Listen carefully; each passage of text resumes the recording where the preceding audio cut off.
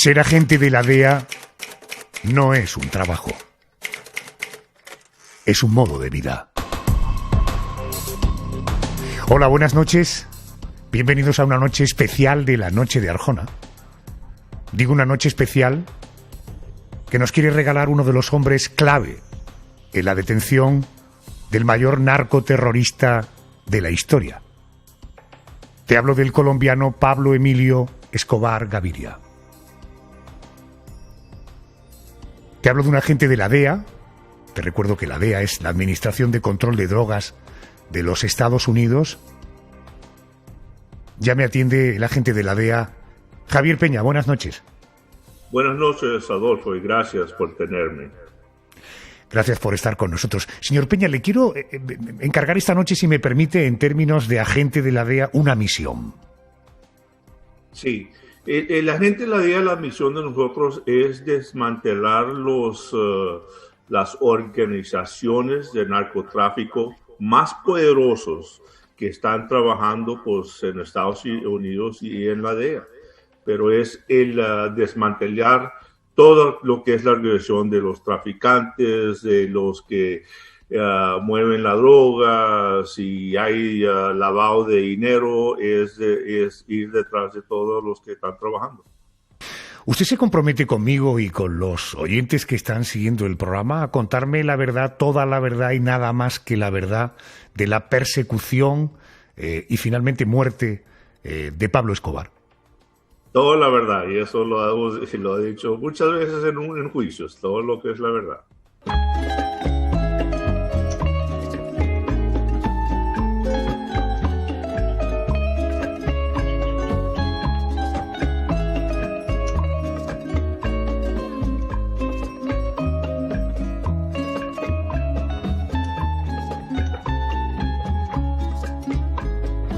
Soy el fuego que arde tu piel. Antes de descubrir cómo se dio caza al hombre, cómo atraparon ustedes a Pablo Escobar, me gustaría conocerle un poco más a usted, al agente Javier Peña, al que todos hemos puesto cara en la serie Narcos de Netflix a través del rostro del actor Pedro Pascal.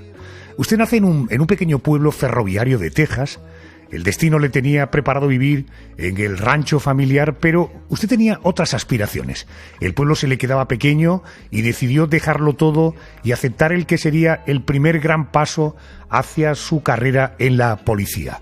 Trabajar en la prisión donde se hallaban los prisioneros más famosos del Estado, todos ellos en el corredor de la muerte. Javier, ¿cómo recuerda aquellos comienzos? ¿Cómo se tomó su familia que a sus 18 años usted dejara el pueblo? Sí, gracias, Adolfo. Yo me crié en un pueblo pequeño, 5,000, me crié en la frontera de México y Texas, por eso nosotros hablábamos español primero y aprendimos inglés en la escuela. Cuando me fui a la universidad a estudiar, pues estaba estudiando criminología y me fui a trabajar un poco de tiempo en la prisión de Texas, que era muy famoso. Me interesó mucho y después ya comencé mi carrera del departamento del sheriff en Laredo, Texas. Estuve 8 años ahí y quería yo salir de ver otras cosas o apliqué para la DEA y me ocuparon y mi primer pensamiento de estar con la DEA quería hacer 2 años, irme para atrás, trataba en Laredo, Texas y esos 2 años, Adolfo, se volvieron en 30 años. Yo creo que me gustó la carrera de la DEA trabajando. Usted por aquel entonces no tenía pensamientos de convertirse en agente de la DEA, ni de convertirse en uno de los hombres clave en la detención de Pablo Escobar. De hecho, he leído en su libro, Caza al hombre, cómo atrapamos a Pablo Escobar, que usted acaba en la DEA, en la Administración de Control de Drogas de Estados Unidos, por una mujer. ¿Esto cómo fue? Bueno, eso sí es un poco así personal. Bueno, me iba a casar y al último no me casé, pasaron cosas y por eso me quería yo ir de Laredo y cuando apliqué con la DEA, mi primer puesto fue en Austin, Texas y En Estados Unidos, Austin, Texas es una ciudad muy famosa, comenzó mucha la música, country western, ahí es donde pasa South by Southwest. Bueno, al fin tuve 4 años y después apliqué para irme a trabajar. Quería irme yo a México y hubo un error y me dijeron, no, Javier, te vamos a mandar a Colombia. Dije, no, pero yo puse para México. Bueno, anyway, so me mandaron a Colombia, no peleé, me fui.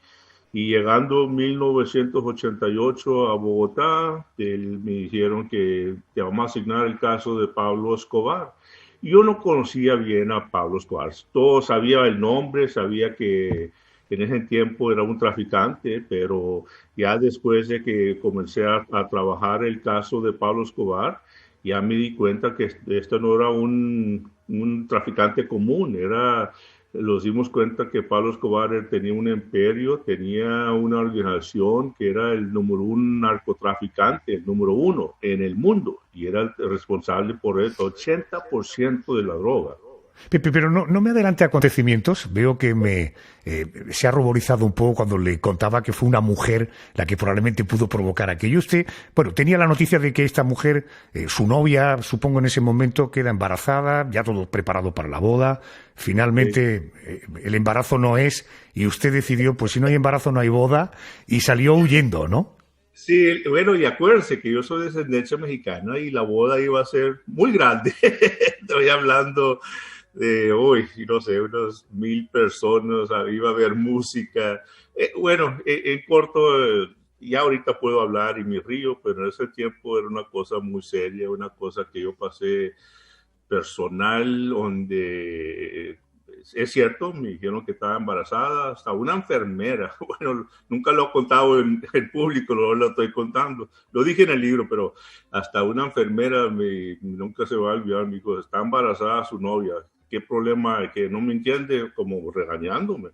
Y yo, bueno, pues vamos a casarnos, ¿verdad? Y pues, ¿qué hacía yo? Yo soy muchacho católico, iba a la iglesia y bueno, ya antes de la boda, pues ya me dijo la novia que no, ya había tenido, pues no sé cómo se puede decir en radio, que no estaba embarazada, ¿verdad? Ya dije, wow, aquí hay algo mal, y ya en la mañana, no, le hablé, le dije, fíjate que no me puedo casar, no me puedo casar. Adolfo, tú te imaginas todos los que me querían matar en ese tiempo. Bueno, esta noche, como es público y notorio, me acompaña Javier Peña, quien junto a su compañero Steve Murphy contribuyó decisivamente a detener al hombre más buscado por los Estados Unidos durante los 80. Me refiero naturalmente a Pablo Escobar. Hay que explicar que a principios de los años 80 la producción de cocaína estaba por las nubes. De acuerdo con los datos de la inteligencia antidrogas de la DEA, la producción y distribución de cocaína había crecido un 11%. Fijaros los datos, a comienzos de 1984, el precio por kilo de la cocaína era de $16,000 en el sur de Florida y de $30,000 en Nueva York. Bueno, aquellos precios subieron considerablemente cuando en marzo de 1984 la Policía Nacional de Colombia, con la ayuda de la DEA, asestó un golpe histórico a la producción y distribución de cocaína en Colombia con la destrucción de Tranquilandia. Señor Peña, ¿qué era Tranquilandia y quién estaba detrás de ese lugar? Bueno, Tranquilandia fue los laboratorios de cocaína más grandes que había en Colombia y los jefes era pues el famoso José Gonzalo Rodríguez Gacha, que le decían mexicano, y era socio de Pablo Escobar. Los dos comenzaron los laboratorios más grandes en Colombia. Pablo, el cartel de Pablo, él comenzó con Gacha. Nosotros le hicimos Gacha y le hicieron el mexicano porque le gustaban mucho las cosas de México, y después entraron los hermanos Ochoa, entró Carlos Leder, que ese no lo querían muy bien a Leder porque era medio loco, pero los principios era Gacha y Escobar, y los laboratorios estos eran gigantísimos, estaban produciendo cocaína, más o menos eran 1,000 kilos diariamente. Yo nunca había visto laboratorios tan grandes. Eran ciudades, adentro había reglas, había más o menos se trabajaban como 100 personas, era un pueblito y todos tenían reglas, todos tenían horarios de trabajar. Y Adolfo, una cosa que en todos los laboratorios que a mí todo el tiempo me sorprendió era que había un aviso en la pared, en todos los laboratorios, y decía, si usted va a usar cocaína en este laboratorio, nosotros lo vamos a matar. Pablo Escobar. En otras palabras, Pablo Escobar no quería que su gente usara la cocaína en los laboratorios, pero quiere que todo el mundo, pero todo el tiempo había mucho control, había, como le digo, había jefes y horarios, tenían cafeterías, dormitorios, era un pueblito y se trabajaba en hacer el hidroclórico de la cocaína. Porque Javier, cuando dices usarla, supongo que te refieres a consumirla, ¿no? Sí, consumirla. No quería a sus trabajadores que consuman cocaína y había reglas. Nadie podía, pues toda la cocaína que hay, nadie podía consumirla. Hablamos de unos años en los que el 80% de la cocaína mundial procedía de Colombia. Se elaboraba a partir de las hojas y la pasta de coca que salían de Perú y de Bolivia. La droga movía miles de millones de dólares al año. El grupo de narcotraficantes más poderoso del mundo era el Cártel de Medellín y al frente se encontraba Pablo Escobar. Pero, ¿cómo había comenzado todo? ¿Quién era aquel hombre Pablo Escobar? Pablo Escobar Gaviria conoció y disfrutó de los excesos y lujos tanto como antes había sufrido la pobreza y las penurias. Había nacido en el seno de una familia extremadamente pobre de Río Negro, en Colombia, en el año 1949. Hijo de un campesino y de una maestra, siempre tuvo presente que quería otra vida y probablemente por eso desarrolló una personalidad despierta y arriesgada para los negocios. Pablo Emilio, este mundo es para los vivos, no es para los bobos. Es para los avispados. Y uno tiene que aprender con quién cazan las peleas. No te vaya a olvidar. Uno no puede dejarse pillar. Su desembarco en el crimen organizado llegó de la mano de Alfredo Gómez el Padrino, por entonces rey del tráfico de marihuana en Latinoamérica y en Estados Unidos. Yo voy atrás con el resto de los camiones cargados de mercancía, ¿me entendés? Alguacil, una pregunta, pues si se puede saber. ¿Qué clase de mercancía es la que llevamos? Lo de siempre, mijo. Vicio. Pablo Escobar siempre destacó entre los hombres del Padrino y llegó a controlar sus propias rutas, fundando en los años 70 el Cártel de Medellín junto a Gacha, Leder y Ochoa. El cártel controlaba el tráfico de cocaína desde su recolección y elaboración hasta su venta, una venta que crecía de forma imparable y que le permitía excentricidades como montar un zoológico con animales exóticos en su finca, en la hacienda Nápoles. A eso se sumaban viviendas de lujo, automóviles, avionetas, helicópteros y motos. La revista Forbes llegó a catalogarlo como el 7º hombre más rico del mundo. Según confesó en la noche de Adolfo Arjona Virginia Vallejo, la periodista que durante años fuera su amante, Escobar siempre tuvo claro que quería ser rico a cualquier costa. ¿Es cierto que él quería ser el hombre más rico de Colombia al precio que fuera? ¿Es cierto que se juró a sí mismo que si a los 30 años no tenía $1 millón, se suicidaría de un tiro en la sien? Es verdad, sí, es verdad. Me lo dije, no se me olvida que me lo dijo cuando íbamos un día en su avión, un jet muy bello que tenía, un Learjet, cuando íbamos a un foro contra la extradición en la costa de Colombia, y no se me olvida nunca que eso me lo contó en el avión cuando íbamos juntos para ese evento político. Era verdad. Formó el famoso Cártel de Medellín. Pablo Escobar supo ganar dinero con el narcotráfico y también supo repartirlo. Era su forma de comprar voluntades y comprar lealtades. Construyó campos de fútbol y casas para los más pobres. No es de extrañar que Escobar se sintiera un dios en su querida Medellín porque todos lo adoraban. La gente, sus hombres y su familia. Su hijo Juan Pablo Escobar recordaba a su padre aquí, en la noche de Adolfo Arjona. Pues yo tengo que aceptar esa realidad, hombre. La verdad es que no me queda otra opción que aceptar que soy hijo de un criminal. Soy hijo quizá de uno de los criminales que más daño le hicieron a la sociedad latinoamericana en el siglo pasado.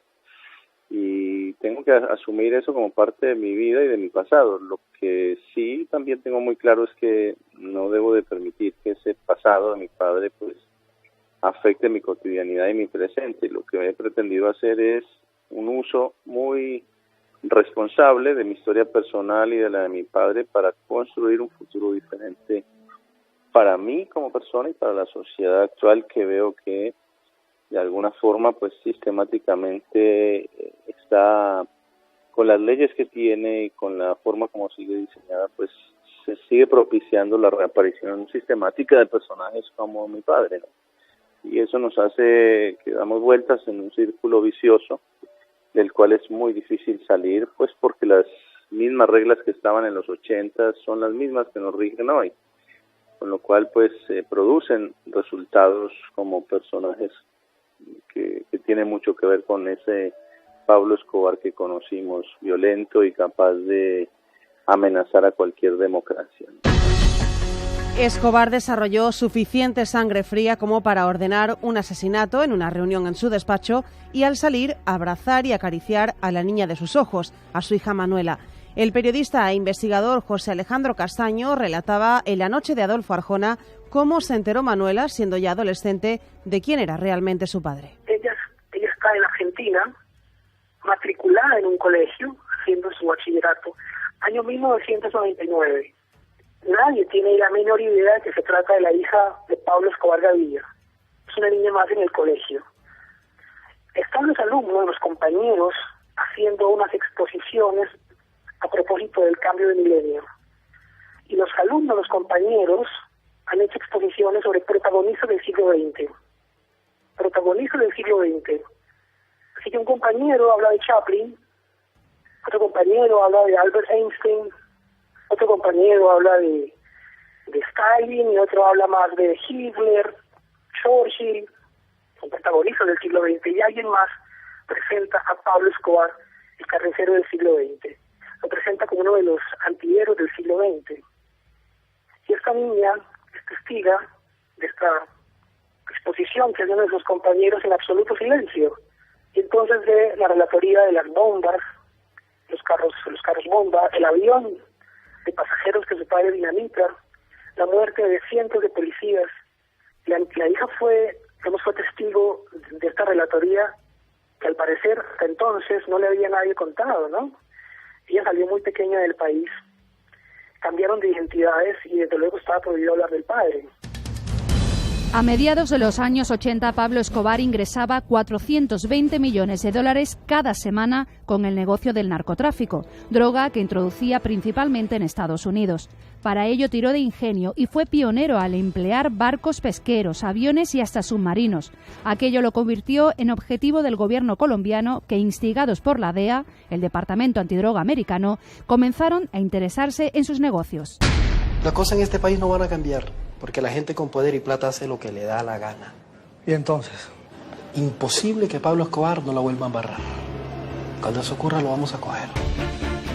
La entrada de cocaína en Estados Unidos se había multiplicado en los últimos años y la DEA se marcó como objetivo meter entre rejas a Escobar. Para ello, el gobierno americano ofreció una recompensa de hasta $10 millones a quien lo entregara. Sin embargo, la lealtad hacia el patrón era envidiable. Ninguno de sus hombres lo traicionó. Lo contó John Jairo Velázquez, alias Popeye, uno de sus lugartenientes en este mismo programa.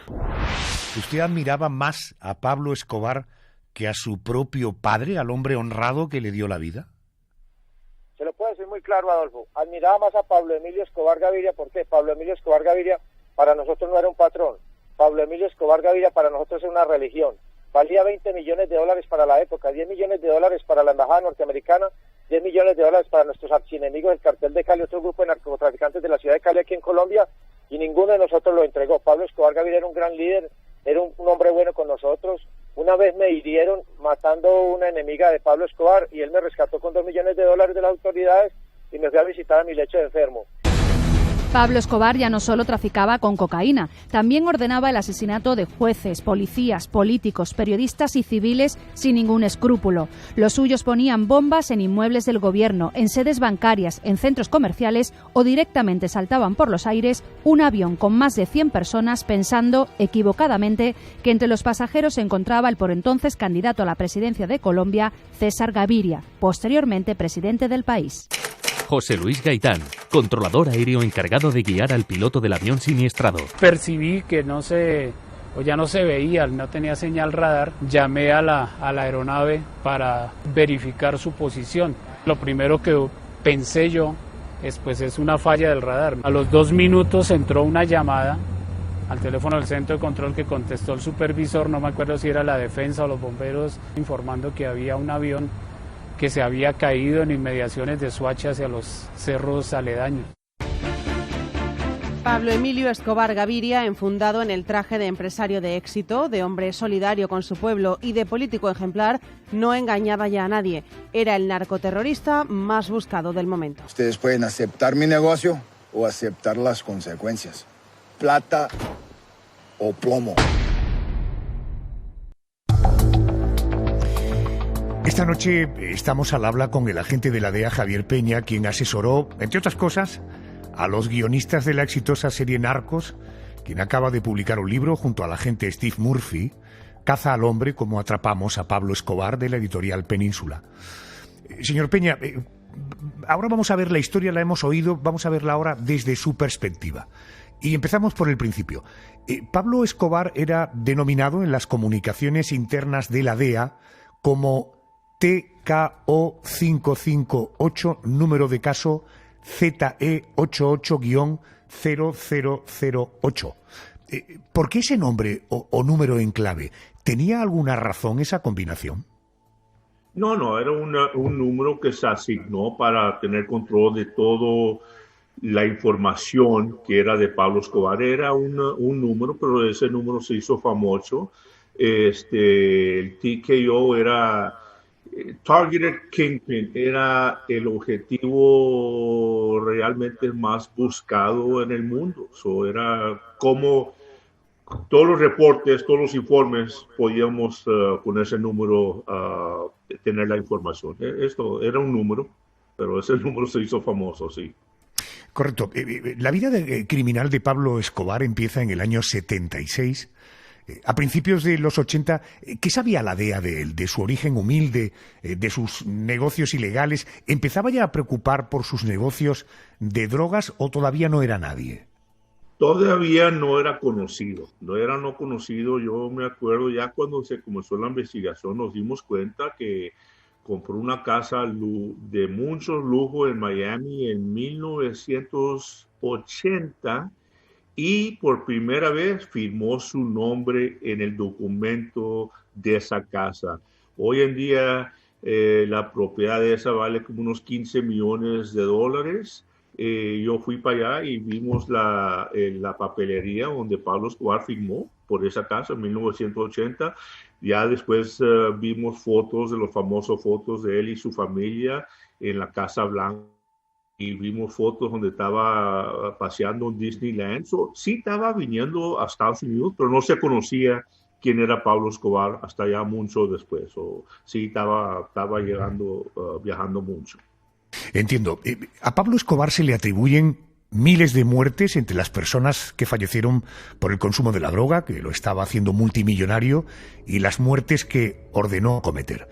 De aquellos duros años de la guerra entre el gobierno y los líderes de la droga, es decir, de la segunda mitad de los 80, podíamos destacar muchas cosas. Por ejemplo, año 1985, financió a los guerrilleros del M-19 con $2 millones para que acometieran el asalto al Palacio de la Justicia de Bogotá, acto en el que fallecieron más de 100 personas. En el año 86 ordenó matar a Guillermo Cano, editor y copropietario del periódico El Espectador, el segundo rotativo más importante de Colombia.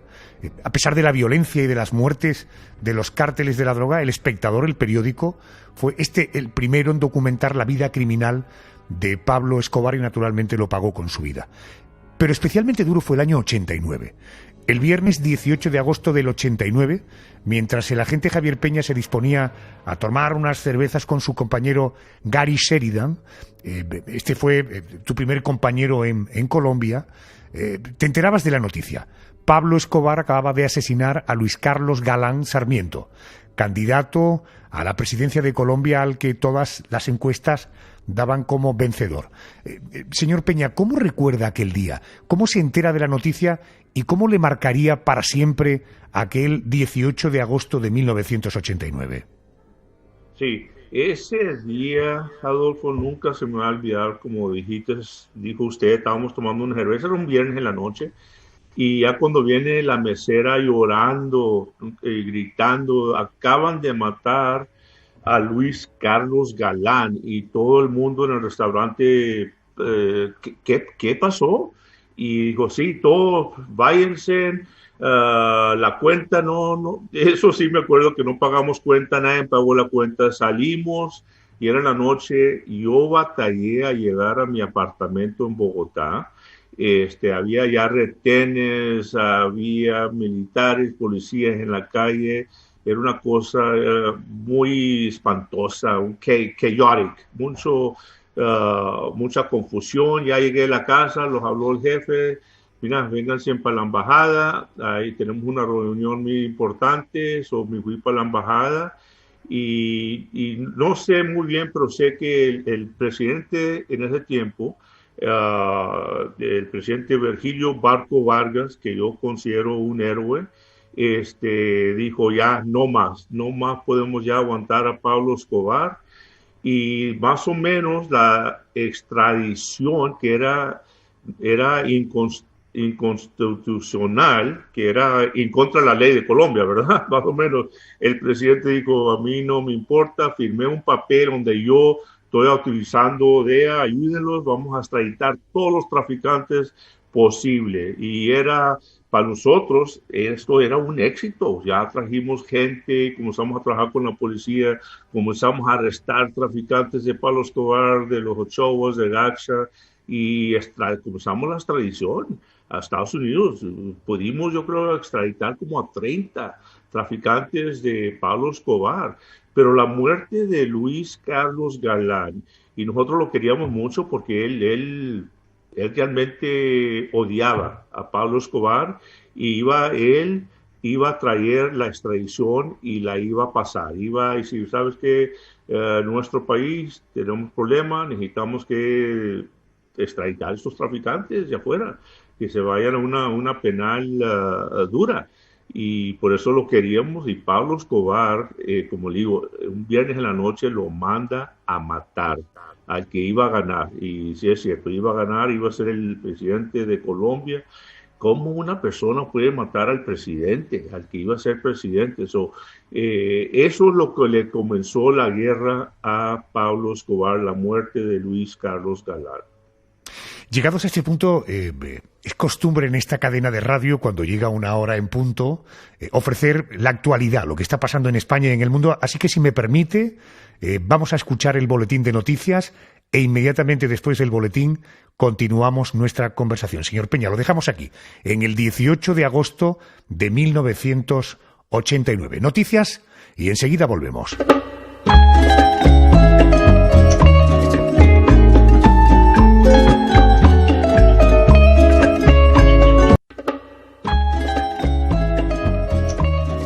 Bueno, ya sabemos qué pasa en España y en el mundo. Si te acabas de incorporar, me acompaña esta noche Javier Peña.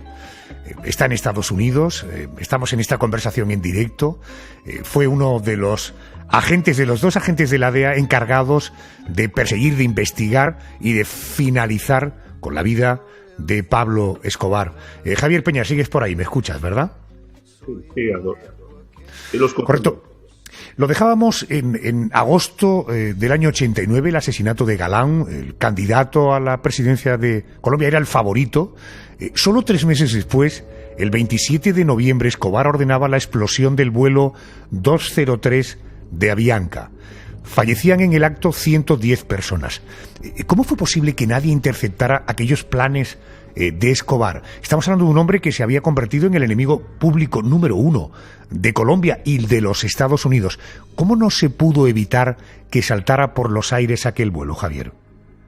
Sí, no sé cómo, la inteligencia, nadie se dio cuenta. Eso fue un lapso de todos nosotros, todo de Colombia, Estados Unidos, cómo no nos dimos cuenta que iba a haber una bomba en un avión. Lo cierto es que la bomba sí fue ordenada por Pablo Escobar, todos lo sabemos. Hay teorías. Nosotros pudimos arrestar a uno de los traficantes de él, que le llamaban La Quica, de Danny Muñoz Mosquera, que ahorita está pagando 2 sentencias en Estados Unidos por la bomba de Avianca. Pero también la bomba de Avianca fue algo muy especial, porque como un traficante como Pablo Escobar puede matar que 110 inocentes personas nomás porque iban en un avión. Era una cosa que nadie podía entender, cómo él mandó a poner esa bomba en ese avión. Era realmente, eso fue también, es como la muerte de Luis Carlos Galán. ¿Qué hizo Pablo Escobar ahora? Puso una bomba en un avión. Este tipo está fuera de control. Y eso ya también dio más energía para ir detrás de Pablo Escobar. Pero eso dio mucho de dar de cuenta de cómo era la persona Pablo Escobar. Matar a esa gente inocente en ese avión. Y como les dije, nosotros fallamos en la inteligencia. Pudimos arrestar, como le dije, a Danny Muñoz, que era uno de los sicarios más importantes de Pablo Escobar, y lo arrestamos en Nueva York. Y en 2 semanas después del arresto de Nueva York, las Naciones Unidas, donde iba a estar Colombia, se iban a reunir. ¿Qué tenía planes de hacer Pablo Escobar en Nueva York? No sabemos, pero sabemos que iba a intentar de hacer algo. Entiendo. Hace unos años tuve la oportunidad de hablar en este mismo programa con uno de los lugartenientes. Antes le hemos oído, John Jairo Velázquez, alias Popeye. Cuando le pregunté por qué los hombres de Pablo Escobar le eran tan fieles, por qué no lo entregaron ni siquiera cuando Estados Unidos puso precio a su cabeza. Son 30 segundos, pero merece la pena, Javier, que escuchemos este corte de Popeye. Se lo puedo decir muy claro, Adolfo. Admiraba más a Pablo Emilio Escobar Gaviria. ¿Por qué? Pablo Emilio Escobar Gaviria para nosotros no era un patrón. Pablo Emilio Escobar Gaviria para nosotros es una religión. Valía $20 millones para la época, $10 millones para la embajada norteamericana, $10 millones para nuestros archienemigos del cartel de Cali, otro grupo de narcotraficantes de la ciudad de Cali aquí en Colombia, y ninguno de nosotros lo entregó. Pablo Escobar Gaviria era un gran líder, era un hombre bueno con nosotros. Una vez me hirieron matando una enemiga de Pablo Escobar y él me rescató con $2 millones de las autoridades y me fui a visitar a mi lecho de enfermo. La guerra entre gobierno colombiano y cárteles de la droga era tan encarnizada que solo unos días después de la explosión del vuelo 203 de Avianca, el 6 de diciembre de 1989, Pablo Escobar golpeó de nuevo. Esta vez resultaron heridas 600 personas y murieron 60. Los narcoterroristas habían colocado 500 kilos de dinamita en el exterior del cuartel general del Departamento Administrativo de Seguridad. El objetivo era matar a su director general, Miguel Maza, que por cierto salió ileso. Señor Peña, ¿qué pasaba por su cabeza y la de todos aquellos hombres que tenían como misión detener a Pablo Escobar cada vez que moría gente, cada vez que explotaba un coche bomba? Fíjese, 500 kilos de explosivo, 600 heridos, 60 muertos. ¿Qué pensaban? Supongo que tendrían una cierta sensación incluso de fracaso, ¿no? Sí, claro, ese es otra cosa, ese fue otro acto de terrorismo de Pablo Escobar y también era, ¿qué hizo hoy? Y yo nunca se envié esa bomba, yo estaba en la embajada cuando el coche bomba tronó en el DAS, cuando explotó. La embajada, más o menos estábamos como unas 5 millas. La embajada, que era hecha de concreto, tembló cuando esa bomba explotó en el DAS. Y nunca se me olvida. General Miguel Maza Márquez, mi amigo mío, bueno, no tuvo herido, pero no murió. Pero 500 kilos de dinamita. Lo pusieron en un bus, el bus voló, que yo creo que arriba de unos edificios, pero a mí nunca se me olvidó esa bomba tampoco, porque como le dije, donde estábamos nosotros tronó. Pero Pablo Escobar le tenía un odio al general Maza. Yo creo que hubo como 7 atentados contra el general y todo el tiempo fallaron, pero toda la gente inocente que estaba en el DAS es como la migración, más o menos como el FBI de Colombia. Era un edificio grandísimo y nosotros visitamos ahí todos los días para hablar con el general Almaza, pero también esa fue otra bomba, otra explosión que nunca nadie fuera pensado. Y Adolfo, y qué bueno que trajiste también la bomba del espectador. Guillermo Cano, a mí nunca también se me olvida, yo me acuerdo, el señor escribió un editorial de extradición, en otras palabras, vamos a traer extradición otra vez, y Pablo lo mata por escribir un editorial. Hablando de los sicarios, claro, yo conozco a John Jairo, a Popeye, tuvo el sicario que duró más, bueno, estuvo en la prisión, lo soltaron y entiendo hace poco ya falleció de un cáncer. Pero yo estuve envuelto en uno de los arrestos de un sicario de 15 años, Adolfo, 15 años el muchacho, sicario, y a mí me confesó más o menos lo mismo que dijo Popeye. Nunca se me olvida, me dijo, mira, señor Peña, dijo, yo voy a matar y yo voy a morir por Pablo Escobar. Pablo Escobar es el héroe. Pablo Escobar le dio dinero a mi mamá para que saliera de la pobreza. Ya mi mamá tiene una casita, tenemos comida, gracias a Dios por Pablo Escobar. Yo mato y voy a morir por Pablo Escobar. Y después me confesó que ya había matado a 10 policías cuando Pablo puso recompensas en los policías de Colombia, ya llevaba 10 muertos. Y lo voy a decir, pero realmente, ¿sabe? Y cobraban por cada ser humano $100 les pagaban. Imagínense, $100 por una vida humana. Esto es lo que, pero este muchacho, bueno, sicario, me dijo, yo voy a estar muerto para los 22, 23 años, pero yo voy a morir fiel a Pablo Escobar, es el jefe y yo mato y vivo por Pablo Escobar. Javier, dice Popeye, tú multiplicas esa actitud por 500 sicarios y eso es lo que estamos peleando. Correcto. Recuerde que al principio de la conversación le decía que si se comprometía a decirme la verdad, toda la verdad y nada más que la verdad, usted aceptaba el trato. Le voy a hacer una pregunta que nos interesa mucho aquí en España. En nuestro país se ha especulado siempre con el papel que tuvieron los terroristas asesinos de la banda ETA en aquellas explosiones. La serie de televisión nos induce a pensar que sí, pero quiero saber su versión. ¿Fueron los terroristas de ETA los que enseñaron a Pablo Escobar a matar y a causar el terror instalando bombas? ¿Existió esa conexión Pablo Escobar y la banda de asesinos de la ETA? Sí, lo digo porque yo me acuerdo que los informantes los decían que la ETA había llegado, Pablo les había, no sé cómo, ocupado, pero yo lo que sí me acuerdo es que ellos les enseñaron cómo poner los carros, cómo hacer las carrobombas. Eso sí está claro en mi mente que ellos fueron los primeros de cómo enseñar a los sicarios de Pablo Escobar cómo hacer los carrobombas. No tengo mucha más información, pero sé que ellos fueron los primeros. Ya después hubo otros grupos que vinieron a enseñarle a los sicarios, pero los de ETA fueron los primeros para los carrobombas de Pablo Escobar, sí.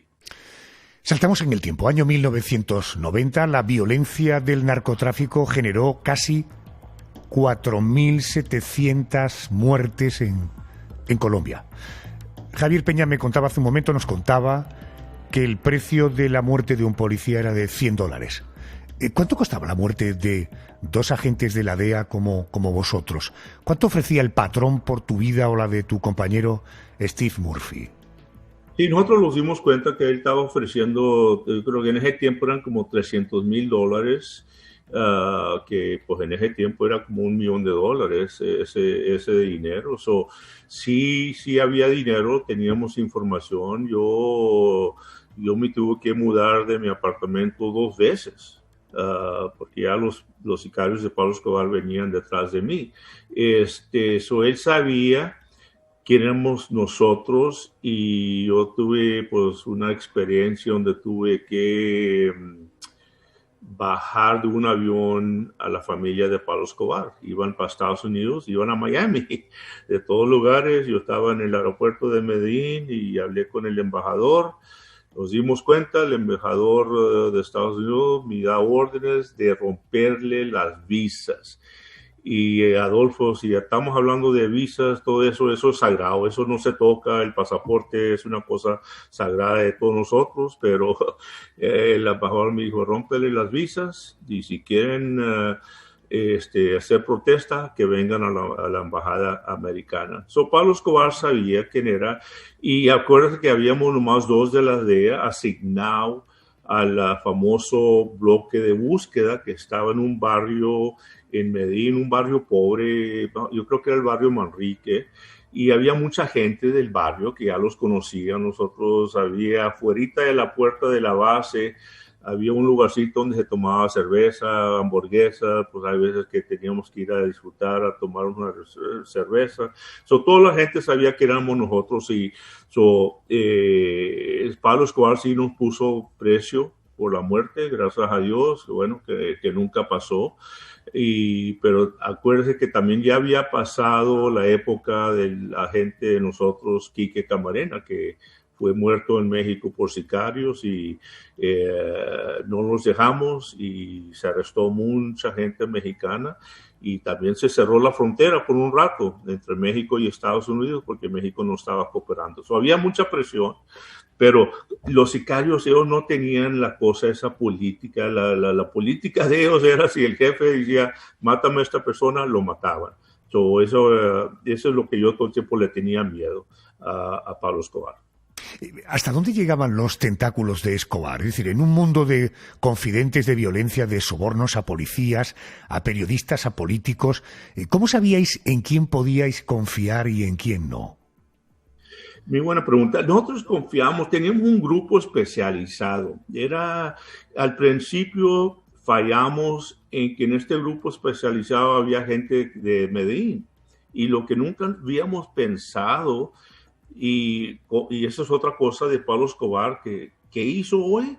Lo que hizo es la gente de Medellín, él les llegaba a la familia de ellos en Medellín y le decía, mira, señor, señora, yo sé que su hijo está en el bloque de búsqueda, y más vale que su hijo me llame, aquí está un contacto cuando vengan detrás de mí. Si no me avisa, pues voy a matar a los hijos y voy a matar a ustedes. Realmente ya nos dimos cuenta de lo que estaba pasando. Y otra cosa que hizo que, bueno, es un poco curiosa, cuando vivíamos ahí en el bloque ocupó una cocinera y nosotros no sabíamos, la ocuparon y era la cocinera que los cocinaba. Y me acuerdo que en la noche todos se enfermaron. Ya nos dimos cuenta que la cocinera era Pablo Escobar, la había ocupado para que infiltrara la base y era la cocinera número 1 y trató de envenenar a todos nosotros. Pero ¿quién va a pensar de eso, verdad? Envenenar a todos se enfermaron, nadie murió, pero esas eran las cosas que Pablo Escobar se inventaba, que nadie esperaba. Pero sí había recompensa por la muerte de nosotros, sí. La guerra entre gobierno y Pablo Escobar se paró en seco el día que el líder del cártel de Medellín se entregaba. Con la careta de hombre de paz, Pablo Escobar ingresaba en la catedral, la prisión que había ordenado construir a su gusto y a la que llegó en helicóptero. Déjeme que le voy a poner un documento de poco menos de un minuto. Un periodista le acompañó en ese helicóptero en aquel viaje. Oigamos. El director del informativo de Antioquia fue escogido por Pablo Escobar como testigo de fe de su rendición. Luis Alirio Calle relató a Megavisión cómo ocurrió la rendición. Nos subimos todos al helicóptero, la gente que va a recibir a Pablo Escobar, y emprende el aparato rumbo a la cárcel, creemos inicialmente, pero no, se baja en una parte intermedia y allí está Pablo Escobar con sus otros 2 compañeros esperando el helicóptero. El helicóptero baja, se suben ellos, es el primer encuentro con Pablo Escobar, saluda a la gente, habla cualquier cosa, que está bien, que está contento. Y en un minuto más ya llegamos a la cárcel de Envigado, donde va a estar, donde está ahora en la cárcel. Él se baja del avión, del helicóptero, saluda a la gente que hay ahí está el Procurador General de la Nación, el director de la cárcel, el alcalde del pueblo. y entrega el arma, una pistola 9 milímetros de 20 tiros, la descarga y se la entrega al director de la cárcel. Esa es la primera actitud de paz, o así la califica Pablo Escobar. Por sorpresa, sin que el agente Javier Peña, es decir, usted, ni el resto de la DEA pudiera sospecharlo, Pablo Escobar se entregaba. Escobar tenía 41 años. Oiga, ¿por qué Escobar se entregó? ¿A qué acuerdo habían llegado él y el presidente de Colombia, el señor Gaviria? Bueno, no nos podemos olvidar de la campaña de Pablo Escobar del narcoterrorismo. Acuérdense todos los carros bombas que tronaban diariamente. Había de vez en cuando 10 carros bombas, las matazones, la gente muriendo inocente, como digo, la bomba del DAS, la bomba de Avianca. Ya la gente, Colombia estaba cansado de las muertes causadas por Pablo Escobar. Cuando él ya le habla al gobierno y dice, mira, me quiero entregar y voy a parar los carros bombas y yo me entrego a mi prisión, que yo la voy a financiar, yo voy a ocupar mis guardias, yo les pago, voy a llevar mis sicarios para que nadie pueda hacerme daño. Y la última cláusula era que nadie lo podía ir a visitar a su cárcel. El gobierno aceptó. Yo me acuerdo cuando eso pasó, a mí me ordenaron que me viniera de Medellín porque no querían a nadie ahí. Usted está cierto, yo me acuerdo, yo vi la entrega en televisión cuando el helicóptero llegó, como dijo el compañero, y los sicarios, y realmente era todos nosotros estábamos enojados porque toda la gente inocente que murió a manos de Pablo Escobar no iba a pasar nada. Esto se iba a pasar, Pablo Escobar se entregó. Pero perdón, Javier, discúlpeme una cuestión. ¿Estados Unidos estaba al margen de aquellas negociaciones entre el gobierno de Colombia y el hombre más buscado en Colombia y en Estados Unidos? Bueno, eso no lo puedo contestar porque no sé la respuesta. Acuérdense, yo era agente, yo estaba acá abajo peleando. No sé y me han preguntado eso, pero no sé los acuerdos que había entre Estados Unidos y Colombia. En mi opinión, sí, porque Colombia contaba mucho con la opinión de Estados Unidos. Yo le puedo decir que yo creo que sí sabían, pero también era una cosa en que había gente, ya no iba a morir, ya no iba a haber carro bombas, o tenemos que ver al otro lado de la moneda, que Pablo Escobar iba a parar su terrorismo. Que si ahora vemos la historia, y eso es lo que pasó, Pablo Escobar comenzó con el terrorismo para que su gobierno pudiera aceptar sus condiciones. A nosotros no nos gustó, pero en mi opinión, sí, Estados Unidos sí sabía de lo que estaba pasando, sí. Esta noche la estamos compartiendo con el agente de la DEA, Javier Peña, coautor del libro Caza al hombre, cómo atrapamos a Pablo Escobar, de la editorial Península. Nos está ayudando a desmontar un mito para muchos, porque todavía hoy hay quien cree que Pablo Escobar fue el Robin Hood que robaba a los ricos para dárselo a los pobres, nada más lejos de la realidad. Él movía los hilos en absoluto beneficio propio. Cuando negocia con el gobierno de Colombia, su entrega se asegura que la condena fuera de 5 años. Además, el gobierno le permitió quedarse con sus ganancias ilícitas, sus miles de millones de dólares, sus casas, sus coches. El plan era que Pablo Escobar pasaría 5 años en prisión, pero sin embargo, el 22 de julio de 1992, solo un año después de ingresar en la catedral, en la cárcel, el patrón huía. Javier Peña, ¿por qué huye Pablo Escobar de la cárcel? ¿Qué cambió para que terminara huyendo? Pablo Escobar se escapó y eso él falló. Pablo Escobar, lo que él pensaba, había 2 traficantes que le estaban trabajando, era Gerardo Moncada y Fernando Galeano, y estos realmente eran traficantes, amigos de Pablo de crianza, eran de juventud. Bueno, Pablo Escobar, uno de los sicarios andaban en Medellín y se hallaron un dinero, eran como $10 millones que estaba enterrado en una de las propiedades de Moncada, el socio de Pablo Escobar. Ellos estaban libres, pero ellos son los que mandaban la droga por Pablo Escobar y le daban 50% de las ganancias al jefe, porque era Pablo. Bueno, los sicarios no querían muy bien a estos muchachos, a Moncada y Galeano, porque eran líderes de la droga. Se lo llevan a Pablo, el dinero, en su cárcel, y dicen, mira jefe, sus amigos Moncada y Galeano tenían este dinero. Pablo los manda que vengan a la prisión. Pero Pablo, fíjate, tan inteligente, les dice a los dos jefes. Ellos tenían jefes de seguridad, tenían mucha seguridad. Le digo, vénganse solos, vamos a platicar, a charlar. Es una cosa, nomás quiero saber qué está pasando en Medellín, aquí vamos a tomar unos tragos. No sé, vénganse solos, no, nomás para hablar. Y nosotros, llegaron. Y Moncada es el que mira el dinero en el piso y Pablo está viendo el dinero y él sabe lo que está pasando. Y es cuando le cuenta, jefe, nosotros no le estamos robando, no le estoy escondiendo ese dinero. Mira, este dinero, jefe, lo enterramos y realmente se los había olvidado. ¿Dónde lo teníamos? No le estamos... Pablo en su mente creía que le estaban robando. Pablo, esa actitud que tiene, esa personalidad que tiene, se infuria, se enoja. Y a mí me contaron que Pablo mató a uno de ellos solo. Ya los sicarios mataron al otro y es cuando ya comenzó la famosa guerra en Medellín, en que mataron a todos los que eran de los Galeanos, de los Moncadas, robarles las propiedades, dinero. Era una violencia. Esa información llegó al gobierno de Colombia y al gobierno de Colombia es cuando decidió, vamos a cambiarlo, vamos a meterlo a una cárcel real.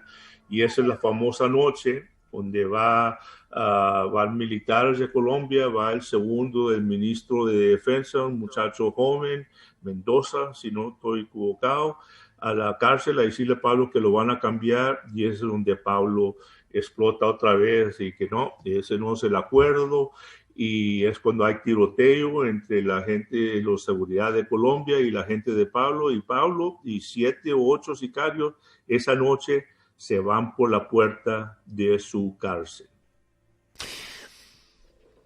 Un día después de la huida, os hacen el encargo de acudir allí, a la cárcel, a la catedral, e intentar recabar toda la información posible.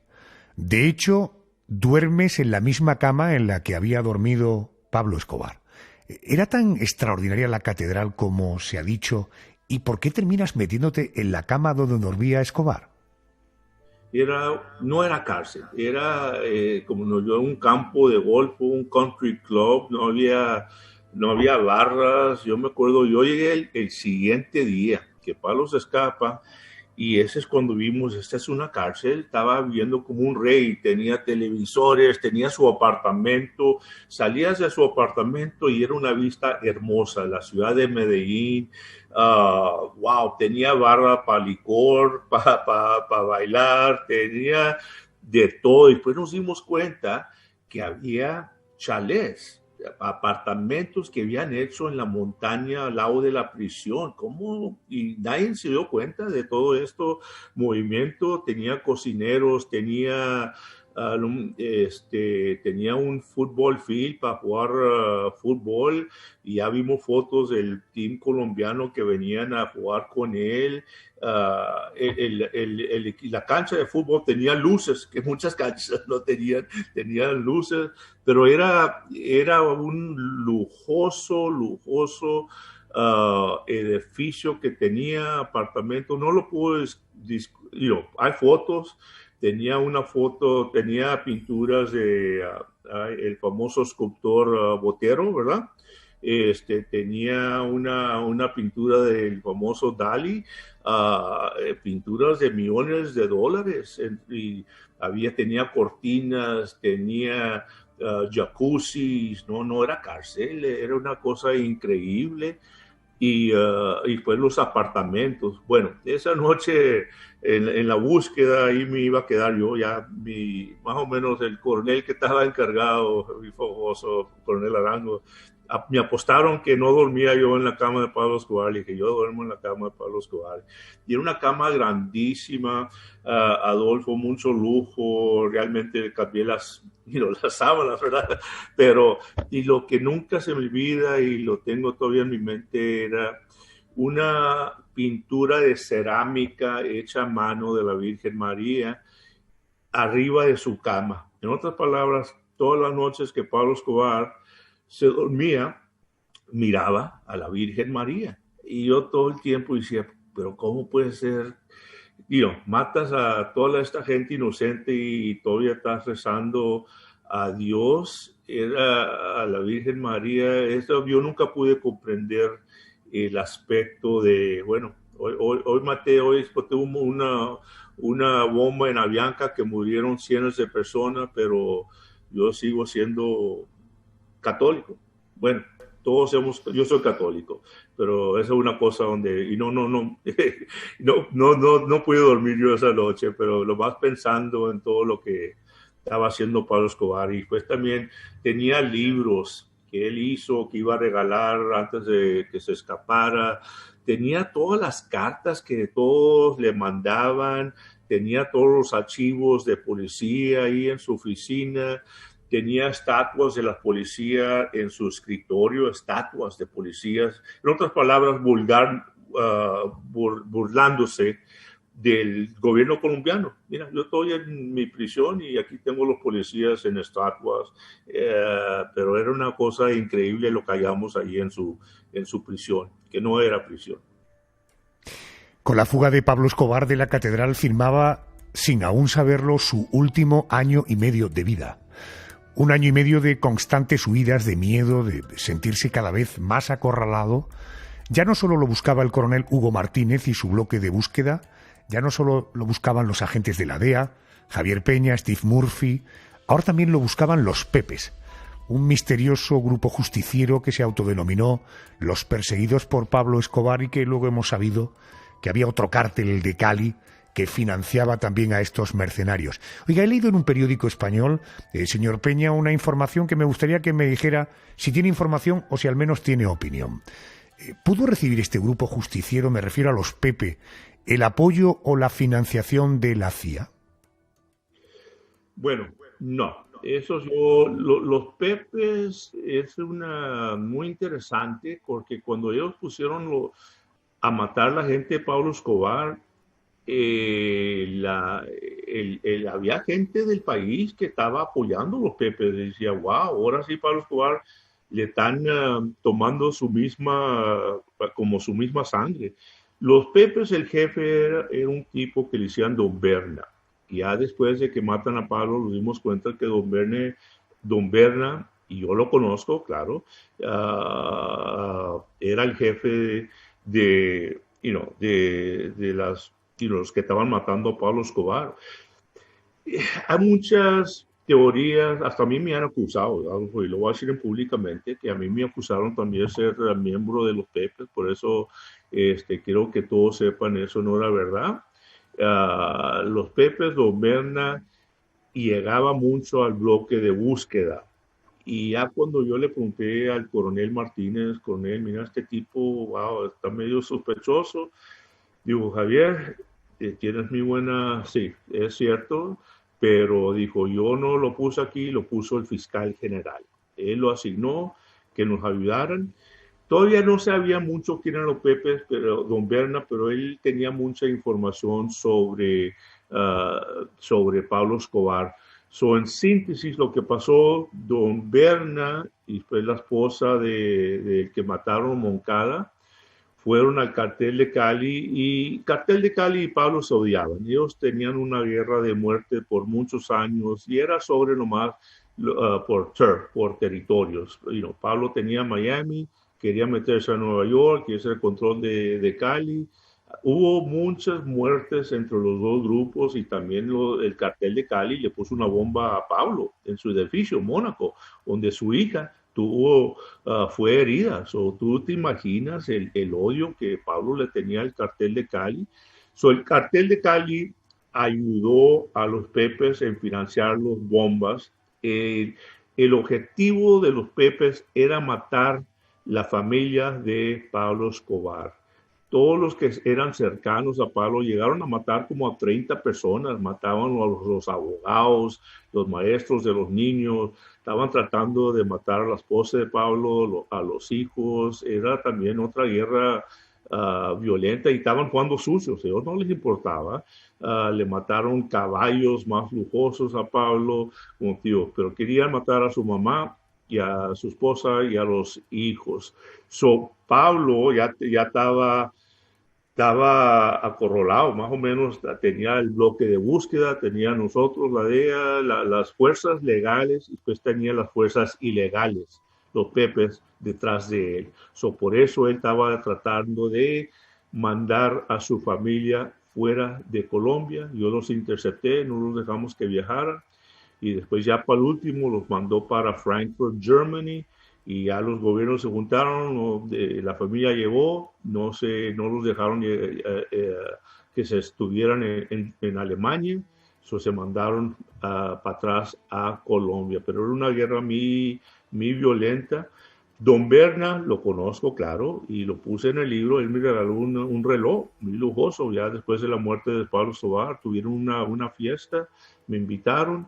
Al principio no lo acepté, y ya al ratito se estaba enojando Don Berna. Me dijo un policía: Javier, acepta ese reloj. Bueno, lo acepté, ya le hablé al jefe en Bogotá, mandamos el reloj a la DEA, reporté todo, pero yo conozco a Don Berna, nosotros nunca le dimos dinero, nunca los dio información, nunca tuvimos cómplices en las bombas que Don Berna estaba poniendo. Permanecer escondido durante año y medio, y cuando casi todos tus sicarios están muertos o detenidos, cuando te persiguen los Pepe, la DEA, el bloque de búsqueda del coronel Martínez, cuando tienes todo el patrimonio del mundo, pero ni tú ni tu familia tenéis comodidades, ni siquiera la posibilidad de comer alimentos frescos, cuando toda esa tensión se mantiene durante un año y medio, sin duda se empieza a cometer errores, y Pablo Escobar no fue una excepción. Javier Peña, ¿cómo fueron sus 2 últimas semanas de vida? ¿Cómo fueron las 2 últimas semanas de vida de Pablo Escobar? Sí, la frecuencia nosotros ya la estábamos interceptando ya las últimas 2 semanas. Hubo un periodo más o menos de 5 o 6 meses que no teníamos nada de información de Pablo. La Segunda Guerra ya la gente estaba hablando, lo estaba dando información. Teníamos una hotline que le dábamos 5 millones por Pablo, ya la gente lo estaba dando información. Y después ya le interceptamos la frecuencia en que Pablo estaba hablando con su hijo, Juan Pablo, y hablaban todos los días, como a las 5 de la tarde. Ya comenzamos a interceptar la frecuencia, ya el ánimo del bloque de búsqueda cambió, ya todos estábamos excitados, estábamos cerca, y es una historia bonita y una historia violenta, porque el coronel, usted lo mencionó, Adolfo, el coronel Hugo Martínez, héroe de Colombia, era el jefe del bloque, y su hijo era el teniente Hugo Martínez, que estaba enseñándose él mismo a cómo interceptar frecuencias con unos equipos. Era padre e hijo bueno contra padre e hijo malo, Pablo Escobar y su hijo. Ya para el último, y por eso le dije que Pablo trató de mover a la familia, interceptamos, trató de llevárselos a Alemania, se interceptaron y los hicieron que se fueran para Colombia, y ya los últimos días es la llamada famosa que Pablo está hablando con su hijo. Pablo se estaba tratando de entregar otra vez, pero quería las mismas condiciones, porque él sabía que ya el nudo ya se le estaba acercando, quería entregarse. Él le está dando explicaciones a su hijo de cómo, para entregarse, y la llamada el último día, la frecuencia la intercepta el hijo del coronel Martínez, teniente Martínez, Y el hijo me contó a mí, cuando él mira a la ventana y la intercepción, la triangulación está apuntando a la ventana y está un tipo y se miran y es Pablo Escobar. Está en el teléfono Pablo Escobar y ese es cuando el hijo le habla a su papá, el coronel, las órdenes es, traten de agarrarlo, atrapearlo y vamos a montar el bloque de búsqueda. So, ya llegaron afuera de la casa, se enfrentó uno de los sicarios, se llamaba, le decían Limón. Él sacó su arma, comenzó a disparar. El grupo especializado, que eran como 10 muchachos, matan al sicario, se meten a la casa y Pablo Escobar está tirándoles con pistola, está disparando. Pablo Escobar se va al techo tratando otra vez de escapar y hubo otro tiroteo y Pablo Escobar fue dado de baja por los muchachos, la policía del bloque de búsqueda. Y Pablo Escobar tenía dos pistolas, 2 armas. Cuando ya vieron el cuerpo, Pablo Escobar tenía las 2 armas que él estaba disparando. Y ya después, en ese tiempo, ya cuando llegó, ya se dieron cuenta que Pablo Escobar ya le habían dado de baja. Uno de los mayores de la policía por radio dice: viva Colombia, Pablo Escobar está muerto. Ya cuando ya la noticia se llega a Medellín, pues ya la gente comienza a llegar. Y yo no estaba allí ese día, pero me contó Steve Murphy y otros policías. Llegó la hermana de Pablo Escobar y ella otra vez, cuando vio a Limón, más o menos comenzó a criticar a la policía. Mira, mi hermano, se equivocaron. Ya cuando la dejaron irse al techo a ver el cuerpo es cuando ya realmente todos sabían que ese era Pablo Escobar. La imagen de Pablo Escobar yacente, ensangrentado, descalzo, con la camiseta azul subida dejando ver su enorme barriga. Aquella foto dio la vuelta al mundo. Agentes colombianos sonrientes mirando a cámara, arrodillados junto al trofeo, junto al cadáver de Pablo Escobar. En una de esas imágenes hemos visto a tu compañero Javier, al agente Steve Murphy, una fotografía que acreditaba que Estados Unidos había acabado con su enemigo público número 1 durante casi una década.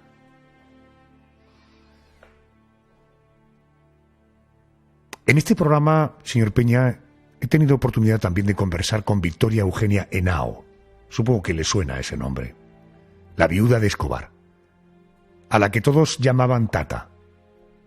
Cuesta entenderlo, pero ella asegura que fue una mujer sometida, una mujer sumisa, que nunca llegó a conocer la magnitud del mal de los negocios de su marido, y que aunque hubiera querido oír de su lado, sabía que no podría hacerlo nunca, porque Pablo Escobar no lo permitiría. Todavía hoy recuerda aquella última llamada a la que usted hacía alusión, la que el bloque de búsqueda localizó. Escuchemos. Señora, ¿cómo recuerda usted la última vez que vio a Pablo Escobar con vida?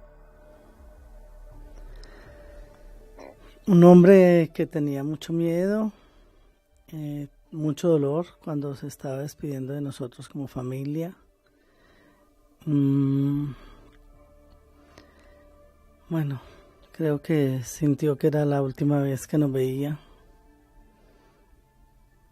Fue muy dolorosa esa despedida. Él sabía que era la despedida definitiva, ¿no? Sí, estoy segura que sabía que era la despedida final. Javier Peña, estamos hablando de uno de los hombres más ricos del mundo durante muchos años. ¿Qué pasó con su patrimonio una vez muerto? Sobre eso también hay teorías que aseguran que su familia sigue disfrutando de aquel patrimonio manchado de sangre, aunque su hijo Juan Pablo Escobar lo ha negado aquí en este programa. Estamos hablando, repito, de un patrimonio extraordinario. ¿Qué pasó con todo aquel patrimonio de casas, coches, aviones, dinero? ¿Qué pasó? Pablo Escobar le gustaba mucho el dinero en efectivo.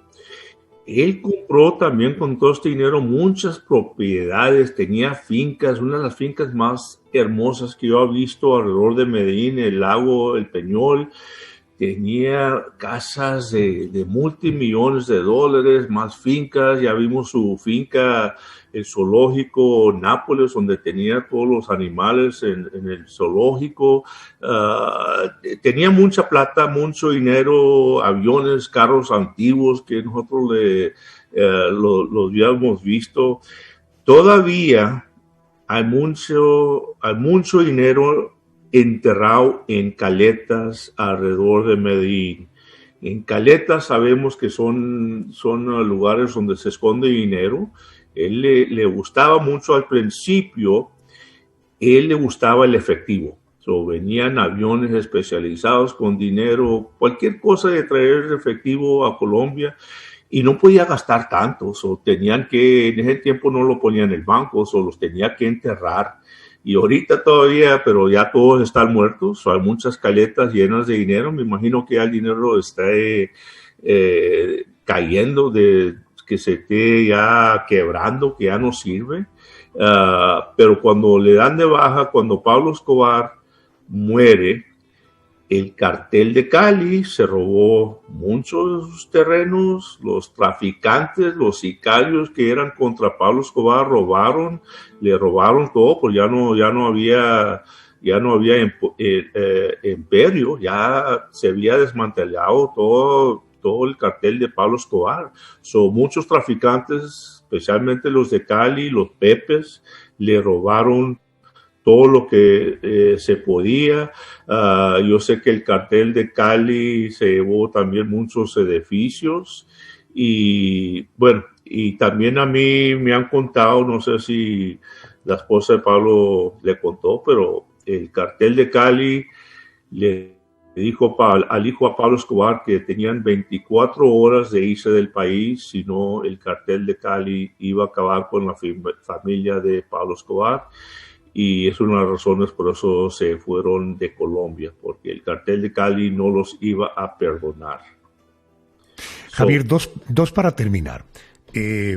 La primera, ante tanto dinero, ante tantos placeres, nunca nadie de los círculos de Escobar o incluso del cartel de Cali se acercaron a Steve Murphy o se acercaron a Javier Peña, y a cambio de una cierta relajación en sus investigaciones le prometieron dinero y placeres. No, realmente nunca los había todo tipo de referencias que sí, pero no, nosotros nunca. Y acuérdense, nosotros cuando vivíamos con el famoso bloque de búsqueda, estos muchachos eran fieles. A mí nunca se me olvida.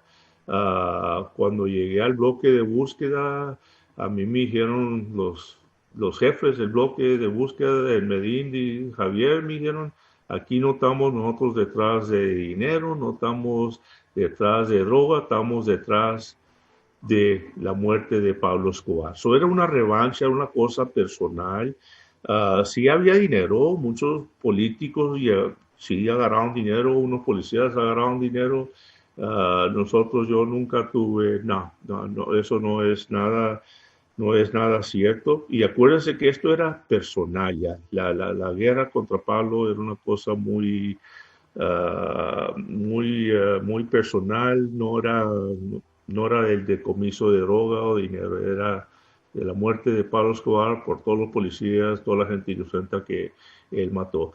Y Pablo Escobar llegó a ser el número 7 más rico en el mundo, que de billones de dólares, y como dije al principio, él controlaba 80% de la marqueta. Todavía hay dinero, pero a la muerte de él, y no sé, Adolfo, realmente si la familia, me imagino que les tenía algo, también todos es tu familia, y él quería mucho a su familia.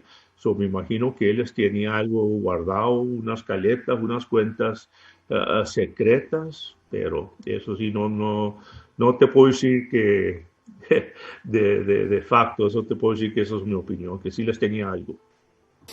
Con la muerte de Pablo Escobar acababa el trabajo en Colombia para los agentes de la DEA Murphy y Peña. ¿Se acababa para ti Pablo Escobar para siempre? Claro, fue una época, a mí nunca se me va a olvidar ese caso, nunca se me va a olvidar Pablo Escobar. Y lo personal mío es que mató unos amigos míos, policías. Y eso es lo que yo todo el tiempo mató uno de los mayores. Su hija me habló hace como 5 años, ella era bebita. Yo le dije que su papá era héroe. Pero mi pregunta todo el tiempo, Adolfo, contra Pablo Escobar, ¿por qué toda la gente inocente? ¿Por qué los carro bombas? ¿Por qué toda la gente que perdieron sus vidas por estar en un negocio donde tronó la bomba? Eso para mí, como le digo, fue el narcoterrorismo inventado por Pablo Escobar. Todo el tiempo esto va a ser personal para mí y lo que sí y quiero que todo el mundo, Adolfo, que estén escuchando, que los héroes verdaderos fue el bloque de búsqueda, Coronel Martínez, General Octavio Vargas Silva, ellos fueron los héroes, la policía de Colombia, en que nunca se dejaron y le dieron muerte a Pablo Escobar. 2 gardenias para ti, que tendrán todo el calor de un beso. Causó miles de muertes y ganó miles de millones de dólares. En solo unos días, el 2 de diciembre, se cumplirán 27 años de la muerte de Pablo Escobar. Se ponía fin a una década de violencia y de terror en Colombia.